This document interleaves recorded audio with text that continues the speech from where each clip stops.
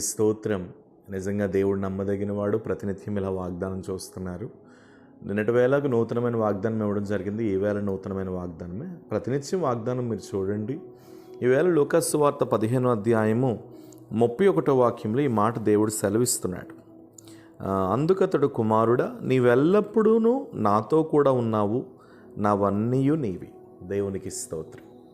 ఈ మాట దేవుని హృదయంలో నుండి వస్తున్న మాట. నీవెల్లప్పుడూ నాతో కూడా ఉన్నావు, నావన్నీయు నీవి అంటున్నాడు దేవుడు. ఒక మాట మీతో నేను ఈవేళ అడగాలని ఆశపడుతున్నాను. దేవునికి ఎప్పుడు కూడా తప్పిపోయిన వారంటే చాలా ప్రేమ ఉంటుంది నాన్న. తప్పిపోయిన వారు, చెడిపోయిన వారు, పాడైన వారంటే దేవునికి చాలా ప్రేమ. ఎంత ప్రేమ ఉంటుందంటే దేవునికి ఎప్పుడు తప్పిపోయిన వారి మీద మనస్సు ఉంటుంది, పడిపోయిన వారి మీద మనస్సు ఉంటుంది. ఈవెన్ సంఘాల్లో మేము కూడా దైవ సేవకులమైన మాకు కూడా బాగా ఆత్మీయతలో ఉన్నవారి మీద ఎప్పుడు మనస్సు ఉండదు. ఎప్పుడు కూడా పడిపోయిన వారు, చర్చికి బాగా రాలేని వారు, మందిరానికి దూరం అయిపోతున్న వారు, ఆత్మీయతకు దూరం అయిపోతున్న వారి మీద ఎక్కువ మనస్సు ఉంటుంది. అలాగనే తప్పిపోయిన వారి మీద దేవునికి ఎక్కువ మనస్సు ఉంటుంది. అయితే చూడండి, 100 గొర్రెలు కలిగినటువంటి ఒక గొర్రెల కాపరి ఒక గొర్రె పోయినప్పుడు ఆ గొర్రె కోసం వెతికి 99 గొర్రెలను అక్కడే విడిచిపెట్టాడు. కానీ తప్పిపోయిన గొర్రె కోసం మాత్రం వెళ్ళిపోయి ఆ గొర్రెను తీసుకొచ్చుకొని తన భుజంను ఎక్కించుకొని ఆ తప్పిపోయిన నా గొర్రె దొరికింది అని గొప్ప విందు చేయించాడంట. అంటే అది దేవునికి ఉన్న మనస్సు. అందుకని యేసుప్రభు వారు చెప్పారు కదా, నేను గొర్రెలకు మంచి కాపరిని అని ప్రభు ఎప్పుడూ చెప్తూ ఉంటారు. జీతగాడు తన గొర్రెల కొరకు ప్రాణం పెట్టాడు, కానీ గొర్రెలు కొరకు మాత్రం నిజమైన కాపరి ఎప్పుడు ప్రాణం పెడతాడు. ఇక్కడ ఈ సందర్భం ఏంటంటే, ఒక తండ్రికి 2 కొడుకులు. ఒక కొడుకు లోకంలో తిరిగి బాగా విచ్చలవిడిగా పాడైపోయిన కొడుకు తప్పు తెలుసుకొని తిరిగి వచ్చిన తర్వాత తండ్రి ఏం చేశాడంటే ఆ కుమారుడికి చక్కగా గొప్ప విందు చేయించాడు. తప్పిపోయిన నా కుమారుడు వచ్చాడని మంచిగా మాంసంను కోయించి మంచి వస్త్రాలు ధరింపచేసి ఆ కుమారుడికి శుద్ధి చేసి స్నానం మంచిగా చేయించి మెడలో గొలుసు వేసి చేతికి రింగ్ పెట్టి మంచిగా ఎంతలా అంటే ఇంకా తనను తప్పిపోయిన నా కొడుకు వచ్చాడని చాలా సంతోషంగా ఇది చేశాడంట. కానీ ఆ పెద్ద కొడుకు ఉన్నాడు చూసారా, వాడు ఎప్పుడు తండ్రిని వెంబడిస్తూ తండ్రితో ఉంటూ తండ్రితోనే, నా తండ్రి నన్ను పట్టించుకోకపోయినా నా తండ్రి నాతో ఉంటాడు, నేను తండ్రితో ఉంటాను అని ఆ తండ్రిని విడిచిపెట్టుకుంటా కనిపెట్టుకుంటూ ఆ తండ్రి బాగోగులు చూసుకుంటూ ఆ తండ్రి పొలంలో పనిచేస్తూ తండ్రికి ఏం కావాలన్నా అవన్నీ ఇస్తూ ఆ కొడుకు ఏం చేస్తున్నాడంటే తండ్రిని వెంబడిస్తున్నాడు. ఎప్పుడైతే చిన్న కుమారుడు వచ్చాడో, ఈ గొప్ప విందు చేయించాడో, పెద్ద కుమారుడికి కొంచెం, నాన్న ఎప్పుడైనా సరే నేను స్నేహితులతో సంతోషపడ్డానికి నాకు ఎప్పుడన్నా ఒక మేకపిల్లను నన్ను ఇచ్చావా? ఈరోజు నీ కుమారుడు తప్పిపోయి వస్తే వాడి కొరకు గొప్ప విందు చేయించావా అని అడిగితే అప్పుడు ఆ తండ్రి అంటున్నాడు, నువ్వు ఎల్లప్పుడూ నాతో ఉన్నావురా, నావన్నీ నీవే కదా అంటున్నాడు. దేవునికి స్తోత్రం.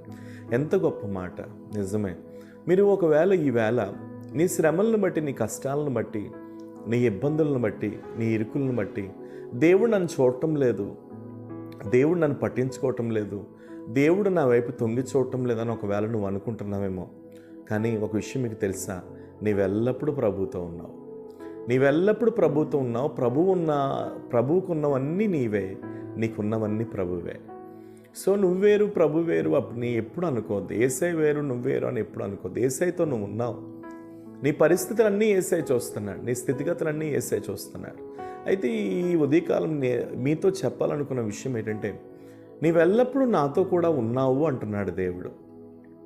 అంటే నాకంటే వెనకొచ్చారు వాళ్ళ పరిస్థితే బాగుంది, నాకంటే వెనకొచ్చారు వీళ్ళ పరిస్థితి బాగుంది అని నువ్వు అనుకోవచ్చు.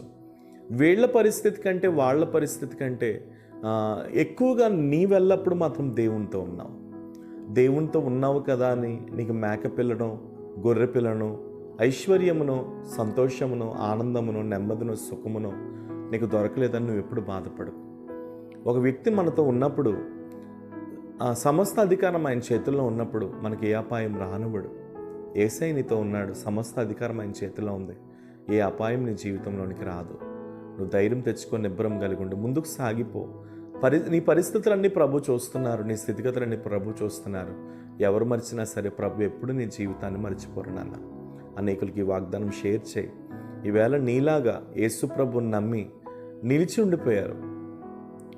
మా దేవుడు మాకేం చేయకపోయినా పర్వాలేదు, ఆయన మాతో ఉన్నాడు అని నిజంగా షద్రకు మేషకు అబేద్నెగోలను 3 వ్యక్తులు అగ్నిగుండంలో పడేటప్పుడు 4వ వ్యక్తిగా ప్రభు ఉన్నాడు. నేను ఒకటే ధైర్యం నీకు ఇవ్వగలను, నీతో ఎప్పుడు ప్రభు ఉంటారు, నీతో ఎప్పుడు ప్రభు ఉంటారు, నీతో ఎప్పుడు ప్రభు సహాయం ఉంది. నువ్వు ధైర్యం తెచ్చుకో, నిబ్బరం కలిగి ఉండు. ఆశగల ప్రాణాన్ని తృప్తిపరుస్తాడు. కాబట్టి ఇక్కడ దేవుడు అంటున్నాడు, నీవెల్లప్పుడూ నాతో కూడా ఉన్నావు, నావన్నీ నీవే అంటున్నాడు. సో నీకున్నవన్నీ ప్రభువే, సో ప్రభువుకున్నవన్నీ నీవే. ధైర్యం తెచ్చుకో. ఏ పరిస్థితుల్లో ఉన్నా నిబ్బరం కలిగి ముందుకు సాగిపో. ప్రేమ కలిగిన తండ్రి, కృప కలిగిన యేసు ప్రభువా, ఎంతమంది ఈ వాగ్దానం చూస్తున్నారు. నిజమే, నీవెల్లప్పుడూ వారితో ఉన్నానంటున్నావు, నీవెల్లప్పుడూ వారితో ఉన్నానంటున్నావు. అందుని బట్టి నిన్ను మహింపరుస్తున్నాను. బిడ్డలను మీరు ఘనపరచండి, బలపరచండి, అనేకులకు మీరు ఆశీర్వాదకరంగా మార్చండి. ఒక ఉన్నతమైన కృపనిచ్చి మీరే దీవించి ఆశీర్వదించి ఫలభరితంగా చేయమని ప్రార్థిస్తూ యేసు నామమున ప్రార్థన అడుగుచున్నాను తండ్రి. ఆమేన్. God bless you. నిశ్చయంగా దేవుడు నమ్మదగిన వాడు. ధైర్యం తెచ్చుకుని ప్రభు మిమ్మల్ని దీవించును గాక. Praise the lord.